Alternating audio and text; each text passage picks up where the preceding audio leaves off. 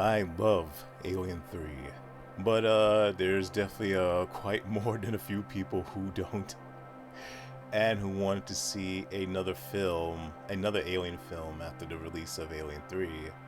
So in 1997, Alien Resurrection, the fourth film in the Alien series, was released. This film saw the return of Sigourney Weaver as Ripley, but not really Ripley, more like a clone of Ripley. And this one was directed by Jean-Pierre Jeunet. Now, I remember when this film was coming out, I had a, whole lot of hype for this film. I was excited to see it because I was and still am a massive Alien fan. I thought that the Alien trilogy, to me, the Ellen Ripley trilogy, was done, I didn't think there was any need to further the stories of Ellen Ripley. Now, I wanted to see more stories with the Xenomorph, but I just thought, I don't know why they're continuing Ripley's tale when, number one, she's dead, and even if she didn't die at the end of Alien 3, I thought it was a more than satisfying wrap-up to her saga. But of course, other people felt differently. Also, Alien 3 didn't perform too well at the box office, even though it certainly didn't flop. Actually, it did make a profit when you go ahead and, count the total worldwide gross of the film. But the perception of the film that it was a failure, or at least a major disappointment. This film was set 200 years after the events of Alien 3. A group of scientists managed to clone Ripley from blood samples that Ripley gave on Fury 161, even though in the movie Alien Resurrection they called the planet Fury 16. But yeah, so she's back, Ripley, and the reason why she's brought back because somehow bringing her back will bring back the alien queen that she was host to, even though the alien is a parasite. The alien is not part of her DNA or anybody's DNA. So if you're bringing her back from her DNA, the only thing that should come back is Ripley herself, not the alien. But, science doesn't matter in this film. And then, yeah, it's just a whole lot of, the science in this film is just junk, just pure junk, unbelievable, impossible nonsense. But again, it's a movie, and I guess in a series where you have a tall, acid-blooded, creature walking around, doing all kinds of messed up things. I guess if you could believe that, you could believe anything, whatever. And yeah, when I first saw this movie, like I said, I was excited to see it, and when I saw it, I really enjoyed it. I didn't enjoy it on the same levels as the first three Alien films, but I definitely was satisfied, by the time the film had reached its conclusion. But then, I don't know, the more and more I thought about it, the less and less, I was never enamored with the film, I guess, the less and less I liked it. And it was definitely put to the test, how well this film held up for me when I watched it the second time around, I don't know, it's a year later or so. It was on, I think it was on HBO. It was its premiere. I remember coming home and watching Alien Resurrection and just being a lot less impressed with the movie. Just, I don't know. the tone is off, it's the first Alien film in the series that doesn't take a totally serious tone. And yeah, there were moments of levity in the previous three entries, but yeah, it's all throughout the movie there's this ebb and flow of just a black comedic vibe throughout the film. It's just gallows humor, all that type of stuff, and I'm not saying it couldn't work if put better correctly, but I don't know, it just threw the whole tone to me out of whack. I'm supposed to be taking this stuff seriously, the horror that's happening on screen, and then you're tempering it, you're diluting it with just, I don't know, ill-fitting comedy and just an ill-fitting, weird, bizarre tone. I get those are the elements of that you often will see from the director, Jeunet, and it worked, brilliantly well in his previous movies. I am a fan of Delicatessen. I am a fan of The City of Lost Children. I am a massive fan of Amelie, which came after Alien Resurrection. But yeah, it just doesn't work. It just doesn't work in this world. The alien world needs to be, the baseline needs to be heavy. It needs to be dead serious. and at times bleak. Like this, it's all over the place in terms of the tone, in terms of the characters. I don't know. Like it's the first Alien series where, well, the first film in the Alien series where I didn't care for all the characters. I didn't think they were all interesting, even though they're played by compelling actors. Of course, you got Sigourney Weaver, who puts in another great performance in this film. Whatever you can say about Alien Resurrection, you certainly can't fault Sigourney Weaver. She's dynamite in this film. Like the fact that she played this character for a fourth time and gave this character new dimensions, even though it's not the same Ripley, but still, like it's just I don't know. She feels like I don't know. Every single time she plays Ripley, it always is something innovative and interesting and memorable. You also have other actors, like you have Michael Wincott, you have Dan Hedaya, you have Winona Ryder, you have Gary Dourdan, you have Ron Perlman. Like there's a strong cast of actors in this film, but for the most part I don't care for their characters. It's just I don't think they're particularly interesting. For the most part there's potential there. There are lines, there's moments where these characters could have been something like fully realized, something like something just characters to remember, like in the previous Alien films. But yeah, the characters as a whole don't do it for me. The aliens don't do anything for me in this one. To be fair, like the xenomorph in the third part isn't exactly the most intimidating thing at all times. But this time around, I don't know.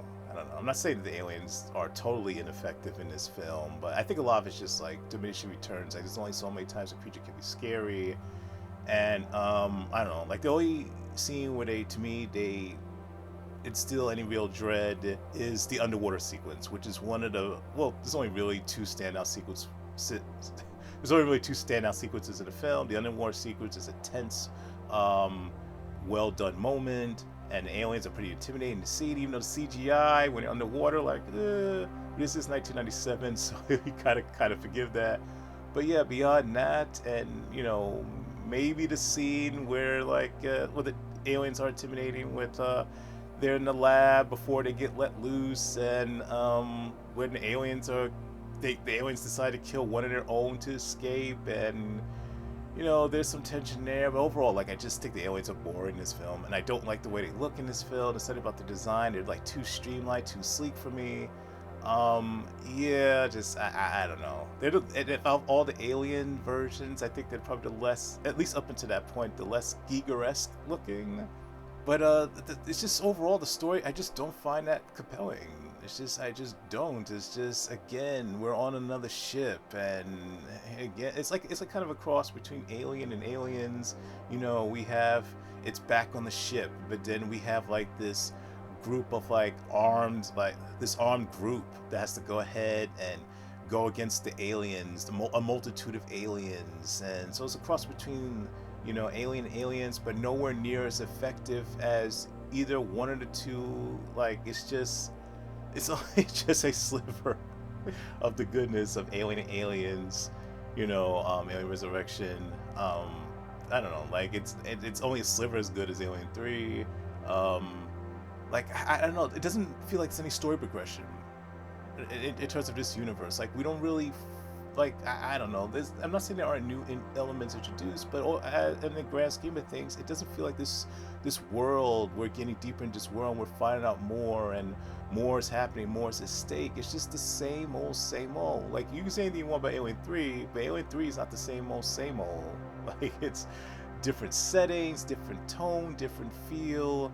In terms of it's clearly the same seriousness as the first two Alien films, but there's a spiritual energy to Alien 3, and there's an existential element to Alien 3 that wasn't inside the previous two films. Like Alien Resurrection doesn't bring anything new to the table overall.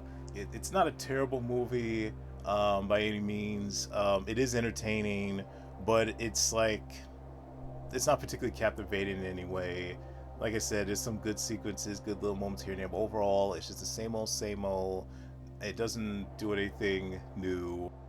And ultimately, the film wasn't a success at the box office. The final box office results of this film was even more disappointing than Alien 3's. And then after this, that was it. That was the end of having Ripley involved with the Alien series. Like, the standalone series was dead for a long time after the release of Alien Resurrection.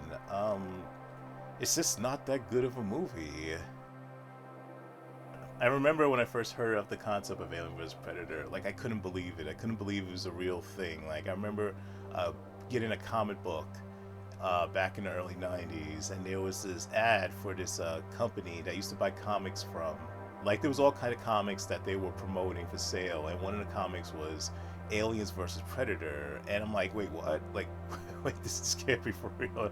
Like, this can't be a real comic. Like, but I was looking at it, and I'm like, this company is saying they are selling Alien vs. Predator comics.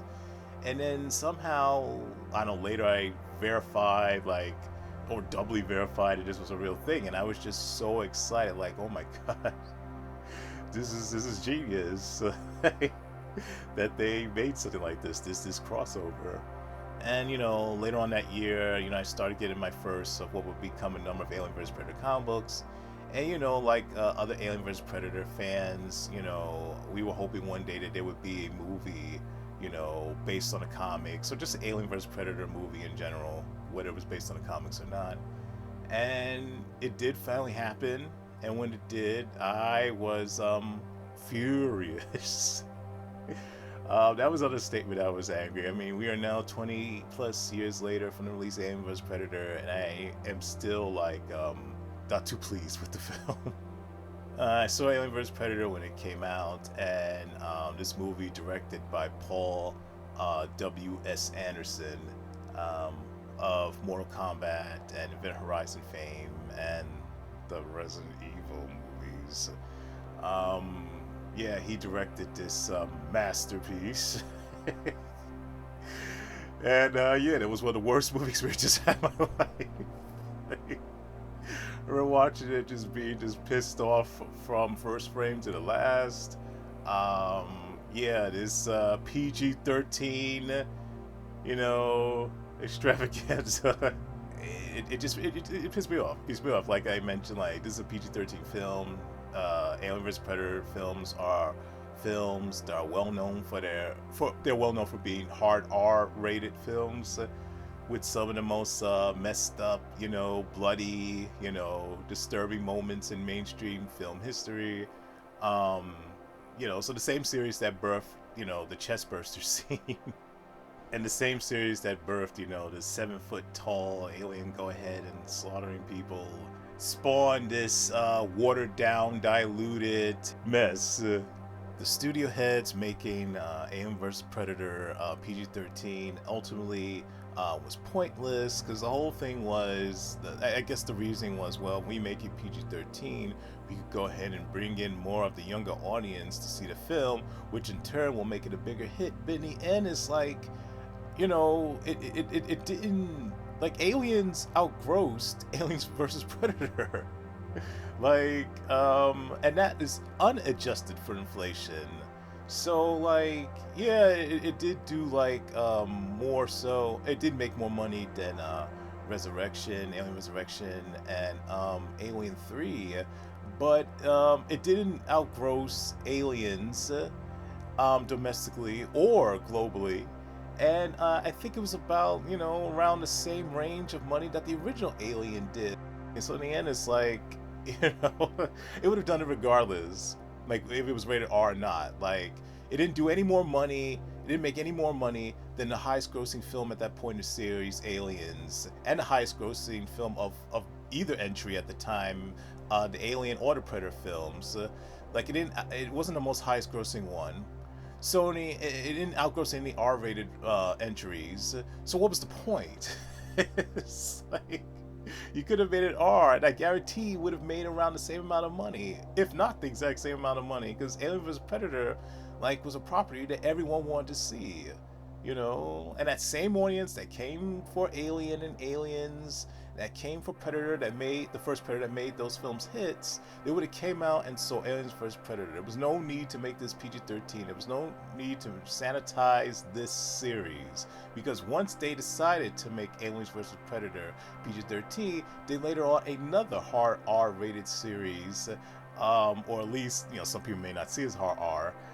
The Terminator series a few years later with their sequel or follow-up, Terminator Salvation. That was PG-13. Like, it started this trend of like, I mean, it wasn't the first series to do that, to go from R to PG-13 with subsequent entries. The Mad Max series did that. The Conan series did that.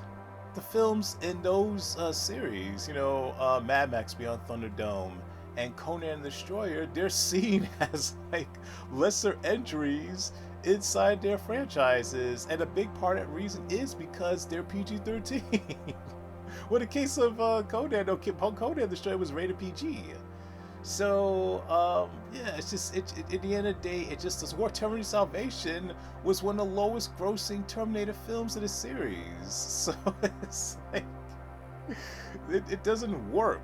Go ahead and make it something that was R into PG-13. It just, like, it never works. And probably in the rare situation, like, it financially where it may have worked, like, critically it doesn't.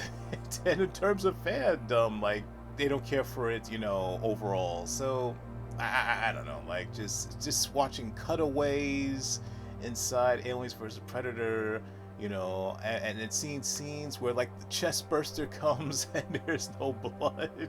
You can just feel like just the pulling back and the pulling punches inside Alien vs Predator. I wish I could say that, you know, it being softened, it being, you know, PG-13ized, you know, was the biggest problem with Aliens vs Predator. But no, there's a bigger problem at hand with this film. That's the terrible ass script. It's just, these characters are awful because they're just so painfully flat. Like, I rewatched Alien vs Predator again recently. Like, I saw it in theaters, didn't see it for many, many years. Had no intention of watching Alien vs Predator again because it was such a distasteful experience. But I figured, like, I was gonna do this whole wrap up of the remainder of the standalone Alien movies. Well, just all the Alien movies in general that are left. And I said, okay, just look at Aliens vs Predator one more time, just to refresh my memory on certain things. And so I did watch, and I watched the extended R-rated version or unrated version, whatever, with the added CGI blood, and it just looks horrible. And yeah, I still hate this movie. Like, I can see, like, if you're somebody who, I guess, found the Alien movies or the Predator movies to be something like special, something that's sacred to you, and you know, I can see, like, on a mild, you know, entertaining way, like how Aliens vs Predator may not be a distasteful experience. I can see that. If you're just looking for Aliens vs Predator fights and nothing more, then yeah, I can see how you can enjoy this to some degree. If you're someone who held the Alien and Predator franchises in any high regards, and you have standards, like, yeah, we're not talking about possibly high standards, but like basic standards of how a film should be, just in general, forget about being like follow-ups to two of the greatest, you know, franchises ever made. Yeah, then I don't see how you can unironically embrace this movie, or even find this movie to be tolerable. Like, it's just, like I said, like the writing is bad. The characters, like, I just rewatched this a few days ago, and I don't remember, with the exception of Lex, played well by Sanaa Lathan, who I do like in this film, but I only like because I like Sanaa Lathan as a performer. She has this inherent charisma and other qualities that she's great to watch on screen. It has nothing to do with the writing or directing. She's just an inherently likable person. But besides her character Lex, I don't remember any of the other characters' names at all. Like, they are completely forgettable. The only character I remember, of course, was Bishop. I think he's named Waylon Bishop, but that's because he's Bishop. or some human form of Bishop where they base the androids on later on. Like, it's just this ridiculous retcon. And a movie filled with retcons. Yeah, it's just, ugh.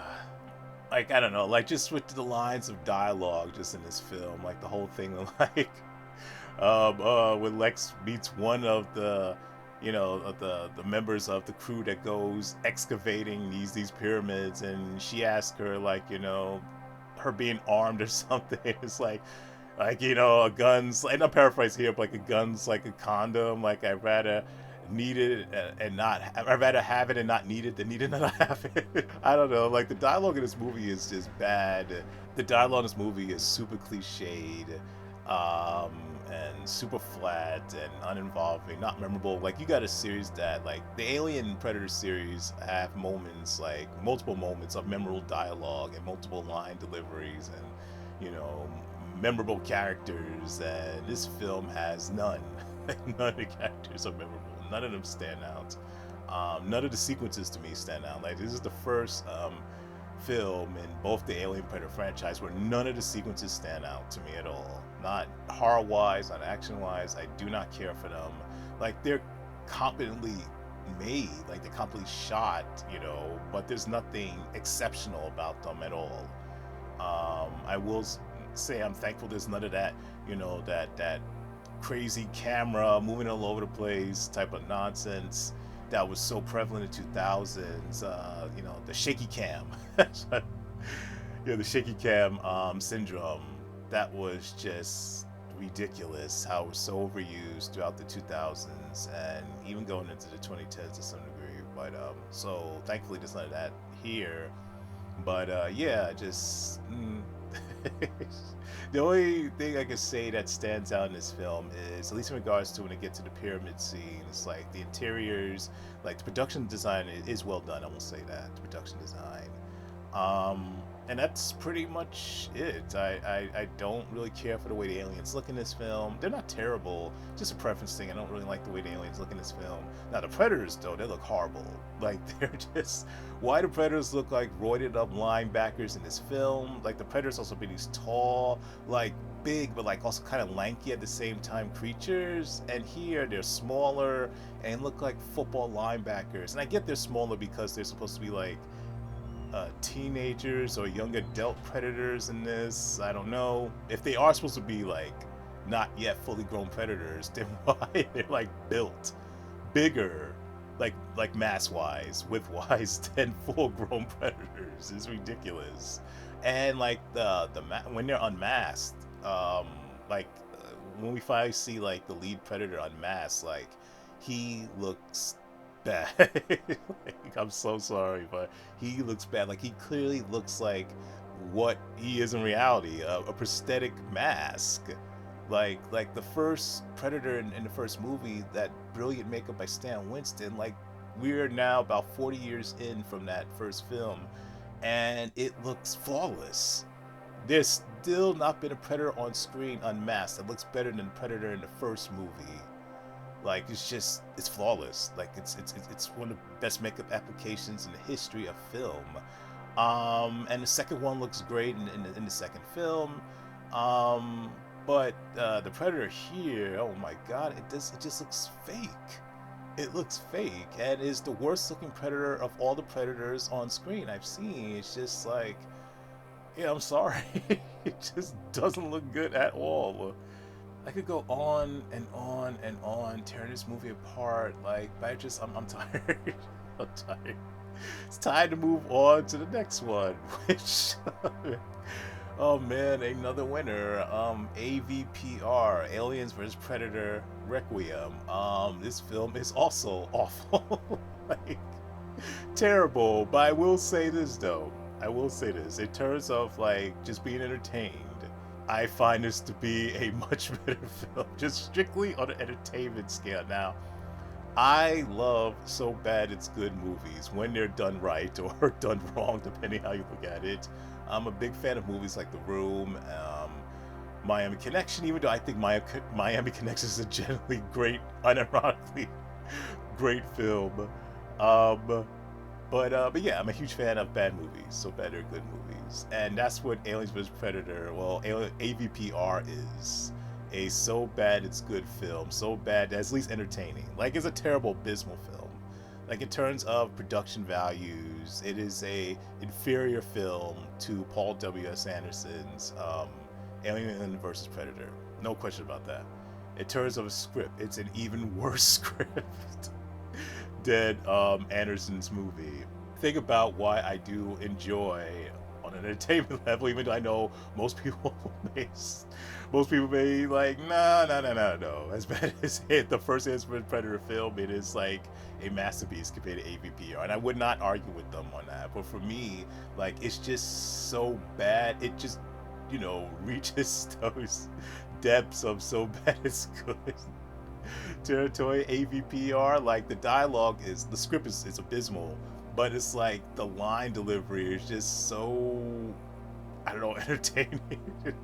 And just the lines themselves, like, it's just, I don't know, like, just one scene where in the middle of the movie where, one guy's telling another guy about the loss of life that's happening, like, things are messed up, and then the guy's talking to in the most deadpan, like, flat delivery.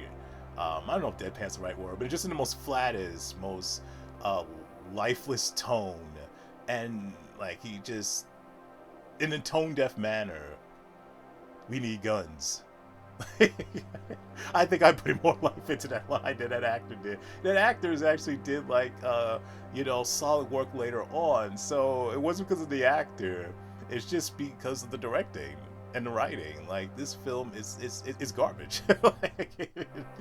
like it's to me entertaining garbage, but it's garbage. Like, I can see why most people consider this to be the worst film in both franchises, Alien, Predator franchises. But, like, to me, it's like a fascinating car wreck. This movie is like, the fact, like, just like I said, the lines are horrible. The lines of dialogue, the characters are just, they're terrible. Like, they're not memorable. They don't act like real human beings at all. Things happen in these movies that shouldn't. Things just don't make sense. Like, things that just don't make any sense. So you have this Predator that's supposed to be Wolf, which actually is this movie's only saving grace. Like, I do really like the Predator in this movie, the character Wolf, based on the character Wolf from Pulp Fiction. So he's a cleaner. This Predator is not a hunter. This Predator is, at least their prime objective is to be a cleaner, to basically clean up all the evidence after the events. Well, this movie takes place shortly after the events of the first Alien vs Predator, and so the aliens, they go ahead and they take over this town, this remote town. I think it's in Colorado. Somehow, like, the alien that was shown at the end of Alien vs Predator ends up on Earth. Well, it's not somehow. Like, their ship crashed, and the Predator alien was loose. Facehuggers are loose, and eggs and all that such. And this Wolf Predator comes to him, and cleans up all the evidence. Tries to take all of them out. And its job is to make sure there's no evidence left behind of this massive cleanup. And so earlier in the film, there's a scene in the woods where this police officer comes across the Predator. The Predator spots him, and the Predator, fortunately kills him. And you would think that after the Predator goes ahead and kills him, that he would go ahead and dissolve his body as he's dissolved all the other bodies in this cleanup. And no, not only does he not dissolve the body, he goes ahead, he skins the body, and then he leaves it hanging in the tree. And then later on, other police officers, they come across the body and they discover it. And I'm like, I don't know, like, wasn't your whole thing was to make sure that there was no evidence left behind so no one can find out about the events with the whole Alien versus Predator thing? Like, that it doesn't make any sense. Like, who wrote this script? And it just, other things in the movie just doesn't make any sense. Again, more retcons, which I can't stand. Beyond just the abysmal script, the other thing that this film is well known for, actually the thing that this film is most well known for, actually, in terms of failing, this movie is too fucking dark. Like, I can't believe this movie is lensed by, to me, one of the greatest cinematographers of all time, Daniel Pearl, who did the cinematography for the original and remake of Texas Chainsaw Massacre. Those are two stunning looking movies. And he's done some other work as well that's good. And then how he directed something this dark looking. And I'm like, I really hope this is a situation. Like, there's multiple stories, or at least more than one story of how this movie became so dark. You hear this story is because of this or because of that. I don't know if we'll ever get the true truth of why this movie looks so unbelievably dark. Like, to the point where it is disruptive. But if I had to bet who's at fault here, I would say it's the directors. Well, ultimately it is their fault. Like, there was a studio mandate telling them, like, who overrode them and said to them, no, this film has to be this dark. Ultimately, whatever happens in the movie is up to the directors. I mean, again, you got the producers as well. But I seriously doubt the producers told the directors, yeah, we want this movie to be this dark. It was ultimately, I think they're named the Strauss Brothers. It is their fault that this film looks like shit. And this whole entire movie is just a mess. It is a big time mess. And after this, there were no more Aliens vs. Predator films again. Even though the film didn't bomb, the film definitely only made a fraction of what the first AVP did. The reviews were, the views for the first AVP were dismal. This one was even more dismal and deeply disappointing, and this effectively has killed the AVP series, on-screen series, now going on nearly 20 years. I mean, eventually there is going to be another AVP movie or some kind of project, maybe a series like on Disney Plus or whatever. But yeah, AVP Requiem is one of the worst movies ever made. But it is quite entertaining. I will say that. But it's junk. It's junk. 5 years after the release of AVPR, the standalone Alien franchise was revived with Prometheus. Prometheus is a prequel to the original Alien film. And there was quite a lot of hype for it before it was released, and I was really excited, particularly with the return of Ridley Scott, in the director's chair. And I was hoping that finally we're gonna get another, awesome, like, standalone Alien movie. Like, how can we not? This is Ridley Scott. This is the guy who started the series. Like, this is one of the greatest directors of all time. Like, there's no way this film's going to be anything less than awesome. Maybe not on quite the same level as the first two Alien films for me, but there's no way this film cannot be awesome. And I was wrong. I was definitely wrong. I don't know, like the first sign of things to show that things were not going to go in the best of directions before the film came out was the announcement that, during when the film was shooting, not when the film was announced, before it started shooting, which is when this announcement should have came. This revelation should have came. So when when Prometheus, or what would later be known as Prometheus, was announced to the public, it was like Ridley Scott returns to do another Alien movie. It is an Alien prequel, and at the time, it was based on. Prometheus was based on a script called Alien Engineers, and word that this script was really good and this and that, and this was a full-blown alien story, the origin and all that of the xenomorphs and other stuff, and everyone was excited. And then later on, they at that time it wasn't called Alien. I don't know if it was called Alien Engineers to the public though. Like, that's what the script was based on, but it was like Alien Prequel. I'm not sure if it was announced as Alien Engineers. And then later on, there came an official title, and the official title of this Alien Prequel was called Prometheus.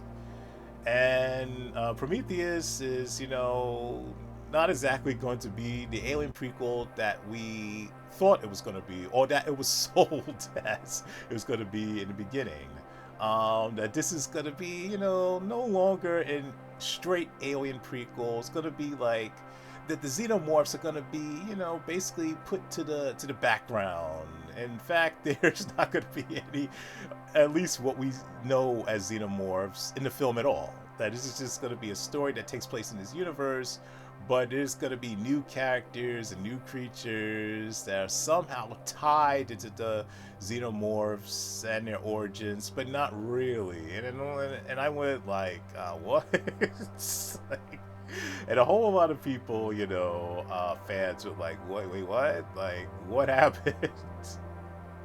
And man, it was definitely disappointment. There was definitely like worry, you know, concern, whatever, all that.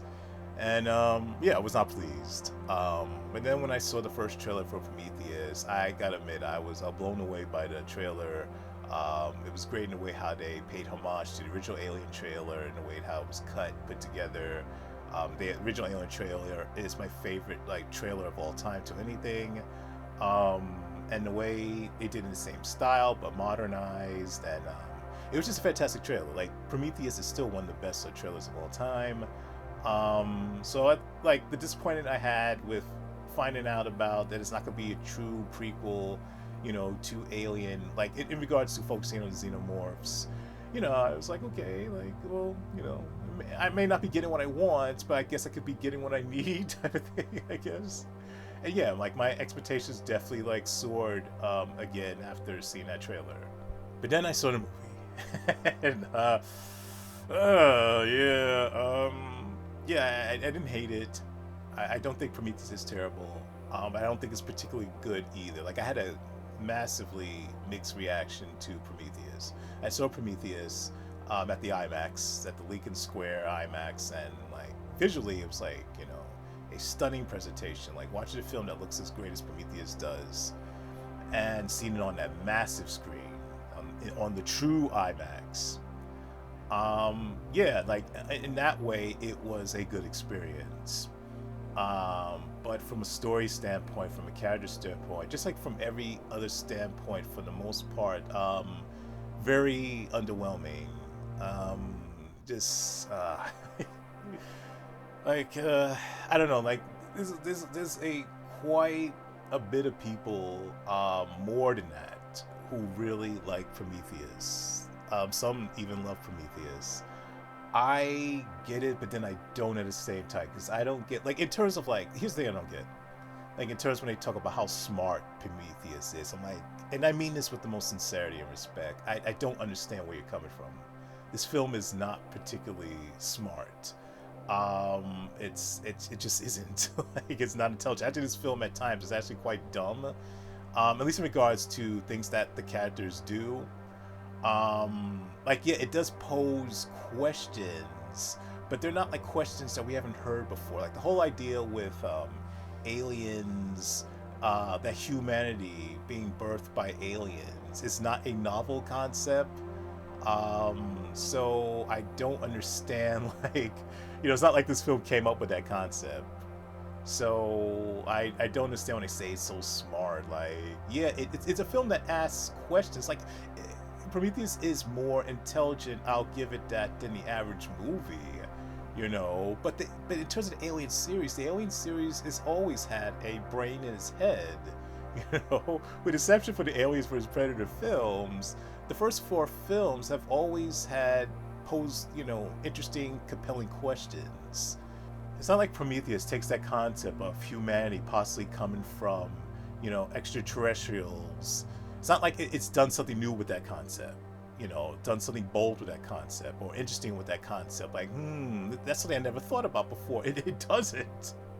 Like, it just poses the question, you know, what if we came from aliens? That's it. It doesn't really explore it in any type of meaningful way, or novel way. Like, I generally like to talk to somebody when they say this about Prometheus, that it's so smart, it's so, you know, it just goes into the depths of like asking questions and exploration. Like, in what way? like really, I really like to talk to somebody. Like, maybe I'm missing something, I don't know, but just Prometheus is so simple. Like, and it just poses question after question, you know, and questions that are already, you know, have been asked. And but it gives no answers. Like, not at all. Like, and I'm not saying it needs to answer every single question, but if this movie's supposed to be an exploration into the answers, and you provide no answers or no meaningful answers, then what is the point? Like, it's just, I don't know. This film is I'm not saying this film is overall is dumb, like in terms of its themes and its inquiries, but it's not particularly intelligent. Nothing I've seen. Again, maybe I'm missing something, but I don't think so. And in regards to the elements of this film that is dumb, which is, it comes to the characters, like this, the characters just do the most unbelievably stupidest shit. Like, and people can act stupid. People can act unbelievably stupid. That's not the problem. Like, I remember seeing some exchange online talk about, like, you know, I'm tired of people always complaining about dumb characters in movies. Like, people are dumb. Yeah, people can't be dumb, or at least do dumb shit. But it needs to be believable dumb. It needs to be believable dumb stuff of why somebody's doing this. Like, it has to be something that you could, like, I don't know. It's like somebody who keeps on voting for somebody who doesn't do anything for them. Yes, that is an incredibly dumb thing, to vote for a politician who does nothing for you. But then when you find out, like, the reason why they did it, like, you know, I know this politician doesn't do anything, but, you know, this politician believes in this one thing that I believe in deeply, and it's like the one issue thing, so that's why I keep voting for them. Like, it doesn't make any sense to keep on doing that when this politician doesn't do anything for you, and you admit they don't do anything for you. But you can see how somebody is so passionate about an issue that they will vote for somebody who also feels the same way, even though ultimately this somebody is not going to do shit and continue not doing shit for them. So that's a believable type of why somebody does something that is not smart. But in the case of the characters in Prometheus, like, why would you, as like a scientist, go ahead and go towards a hostile looking space cobra? Like, early in the film, like just minutes before, like the famous scene where the scientist or crew member goes ahead and has his hand, like, you know, arm crushed by this, you know, lack of a better word, space cobra, and, you know, later on gets killed by the space cobra. And like just a few minutes before, like earlier in the film, this same guy was scared by just the mere thought of a creature. Now, they couldn't see what this creature was. Like, this, he was being told, like, by Idris Elba, like, there may be possibly, like, life in your vicinity, in your proximity, and they got this guy and this other guy, they got freaked out, as anybody would. Like, oh, we're on this planet that we don't know about, there could be alien life form that could be hostile, and they were getting scared of possibly encountering this thing. They don't in that moment, but just the mere thought of running into a creature, like, you know, scared him shitless. And then when he actually sees a creature, this unfriendly looking creature, this hostile looking creature, and he decides to go up to it and then basically like try to pet it, is like, what the fuck am I watching? Like, this doesn't make any sense. And then you have also the infamous scene where Charlize Theron is trying to escape in the end. Like, this big ship that is like falling right behind her and the character Shaw, and you know, and it's falling straight behind her, okay, this massive ship. And instead of like running to the side of the ship, running anywhere but the direct pathway of the ship that's like falling straight behind her, just turn to the left and turn to the right and you'll be out of the ship's pathway. But no, she decides to stay right directly underneath the ship's pathway, the ship's trajectory as it's about to impact the ground, and of course she dies because she does not decide to do the basic thing and just move to the side. And what makes the scene even more egregious is that the character Shaw does just that. She manages to escape being squashed by the ship because she turns to the side. She trips, and then she, at the last moment before the ship, you know, comes crashing down, rolls over to the side, and she is spared, at least in that moment, death. Like, Death by stupidity. Like, this movie is just characters doing a whole lot of stupid shit that is just completely unbelievable. Like, again, there's nothing wrong with showing characters doing dumbass things. Anyone can do a dumbass thing, an unbelievably dumbass thing, but you need to do it right in such a way, direct in such a way that, I can see why this person did something so ridiculously stupid. And it's things like that happen in this movie. This make me not like this movie. And just another thing I don't like is that you taking like really awesome actors like Charlize Theron and Noomi Rapace and Idris Elba and Benedict Wong and of course Michael Fassbender, who is fantastic in this film as David. This movie's I don't want to say the only saving grace. I do like Rapace's Shaw in this film. But Michael Fassbender, he's the MVP in this movie, and he's the MVP of these. He is the MVP of these Alien prequels, and just basically, for the most part, waste these actors. It's just I don't know. The script is the script is this movie's downfall. This movie had a well-written script. This movie could have been something special because there's elements there, like the cinematography is great. The production design, like everything on every other level is well done, but this script is just not good. There's some good things here and there, but it just makes me so angry. Like, just how do you have these good moments, genuinely good moments, great moments in the film, and then you decide to just nullify them with all this stupid nonsense. It's just no. Prometheus was ultimately a massively mixed and utterly underwhelming and profoundly disappointing movie to me, but it was successful enough, to go ahead and generate a follow-up, and that follow-up is Alien Covenant. Alien Covenant just, some of the same problems as pretty much the same problems as Prometheus, overall. A lot of great things in like cinematography, performances, not really performances.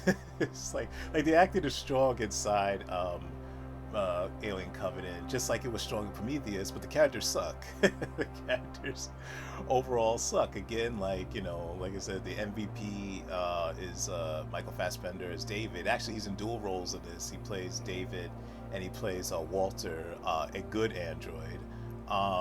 He's just dynamic in this film, particularly the scene where the two of them together and David teaches Walter how to play a flute. He's fantastic in this movie. Cinematography is great, production design is great, special effects are well done. But again, the script is just not good. It's just, oh man, in some ways the script is even worse than Prometheus in certain ways. And the biggest problem, just like Prometheus, is characters doing unbelievable, unreasonably stupid, dumb fucking shit. It's just like, for example, you got Billy Crudup's character, and this film has a stat cast of solid actors. Him, Danny McBride, Catherine Waterston. Billy Crudup's character, follow David into like this really dark and ominous area that has xenomorph eggs, and already Billy Crudup's character knows that David is sketchy, knows that there's something not right with this guy, in all kinds of ways, and David's like telling him, hey, why don't you go ahead and look at these get a closer look at the xenomorph eggs.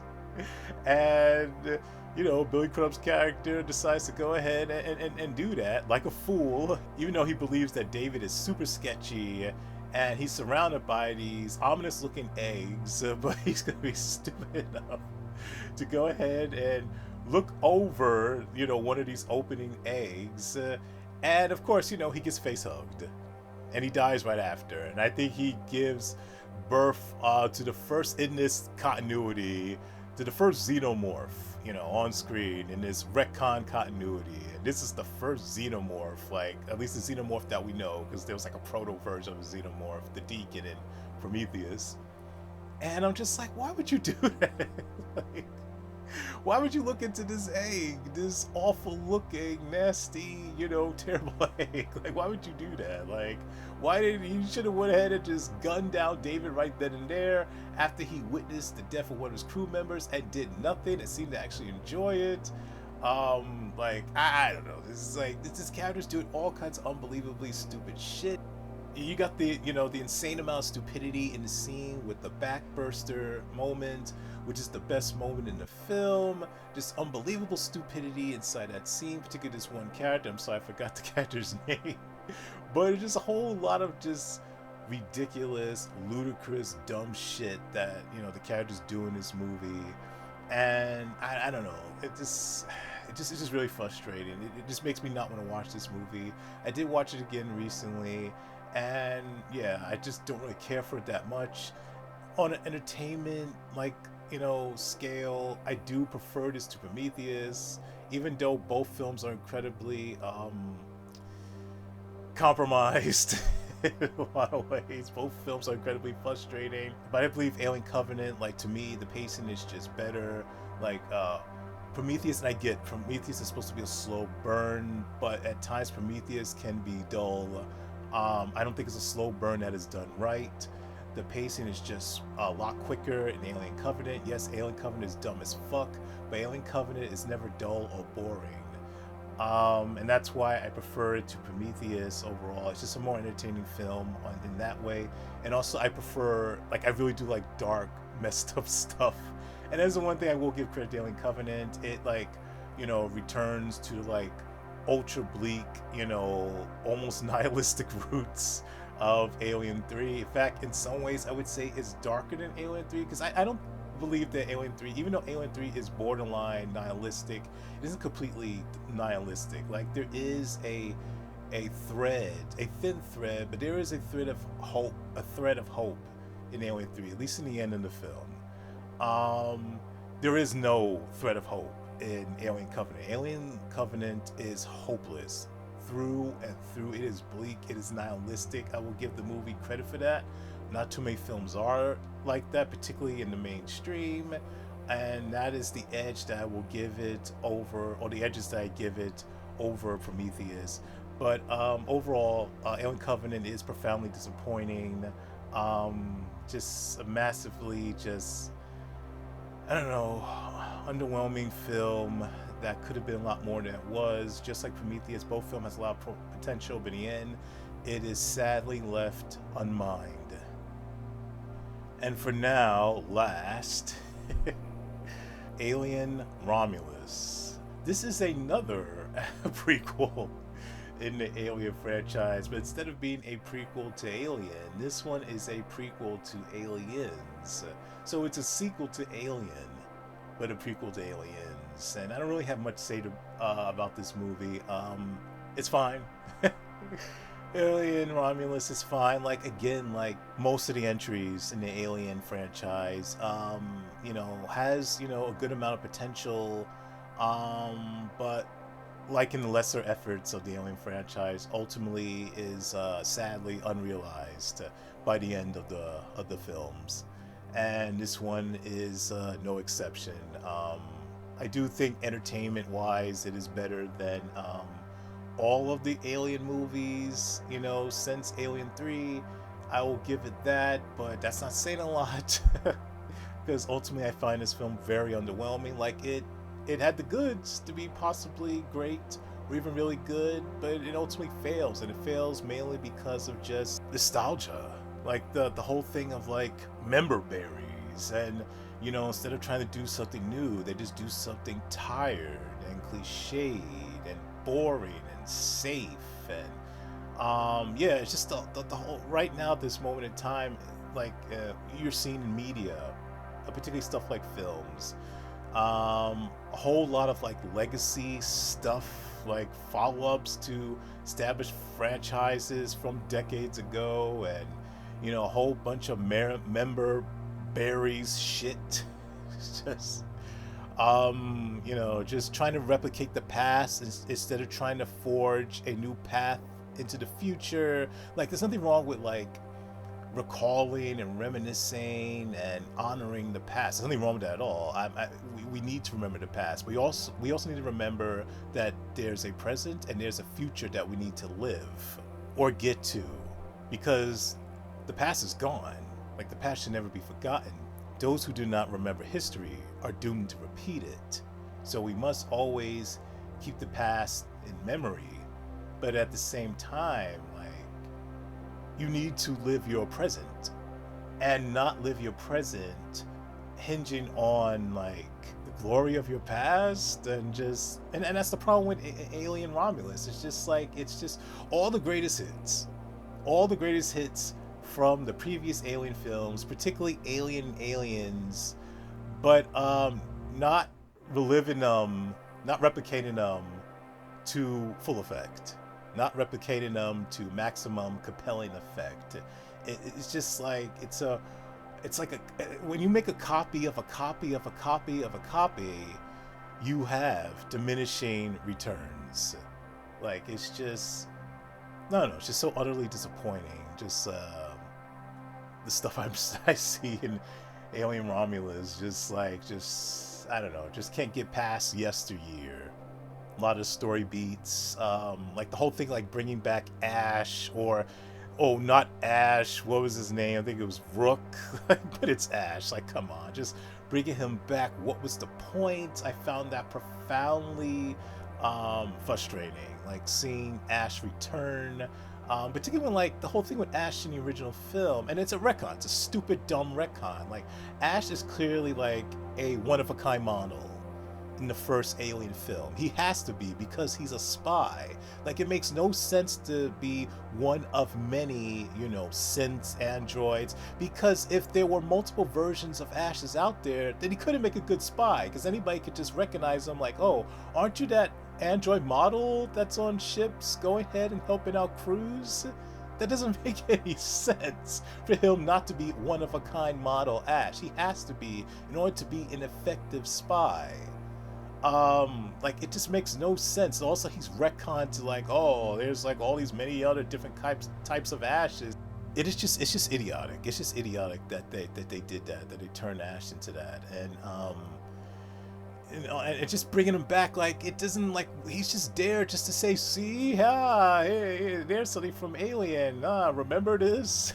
Here's the character Andy, go ahead and reciting the line, get away from her, you bitch. Wow, remember that from Aliens? It's just like, I cringed so much in that movie. And the thing is, I love the character Andy. He's the best thing in the movie. Like, David Johnson's performance is brilliant. Like, it is brilliant. I love him in this movie. But that one moment's like, God, just no.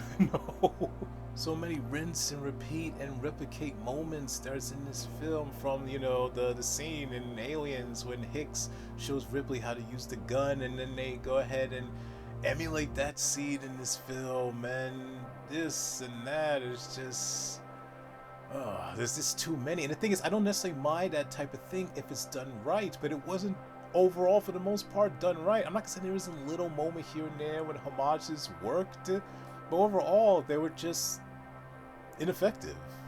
And then you got the ending, we have to go ahead and replicate the ending where we think that the monster's dead, that it's all over, but no, the monster, or at least another type of monster, is there to be a threat, so in the last act of the film, like, like, the monster's still not dead, or the threat has still not been conquered. It was just like, God, we saw that in Alien, when the alien stowed away in the ship, and then the aliens or the Queen stowed away on the Sulaco, and just how many times, and again, we've seen other things also in the later Alien films where they replicate that to some degree or another, that the monster is not dead, and it's just tiresome, and they didn't even do it in a way that was like different. Again, it's like, oh, we think everything's fine, we got away on the equivalent of a life raft of a ship, and all is good, all is well, and all of a sudden, nope, we still have a monster to deal with, type of thing.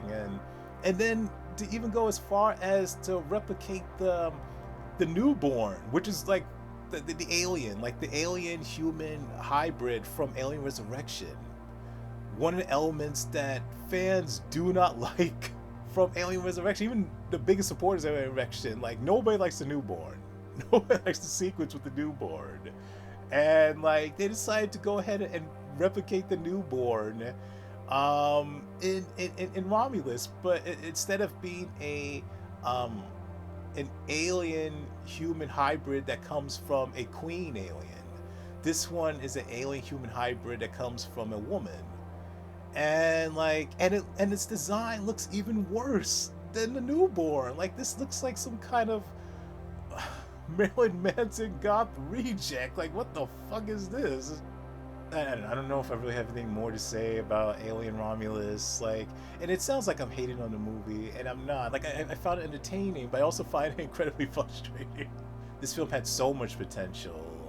It actually was like the first like third of it. Like, I was really going along with it. Like, it's a great looking movie, and you know the production design is well done. And like my favorite stuff in the movie is actually the stuff that's on the planet with the character Rain and Andy is on, like their day-to-day life, or at least this one day in his life, being like, I think they were miners on this colony, and I was more interested in that story. I want to see more of that. Forget about the stuff with the xenomorph. It is someone who loves the xenomorph. I want to see more of their tale about these siblings that's on this planet, this oppressive planet that's run by the company. And I thought that was far more interesting than stuff that happens once they get off the planet. And even then, when they get on the ship, it's still really interesting, really, you know, tense and all that. And then the movie falls apart for me once, or it begins to slowly, like, fall apart. I don't want to say it ever fully falls to pieces, but just becomes a lot less interesting. Like, once the chest burster happens, the first chest burster scene. I think it may be the film's only chest burster scene.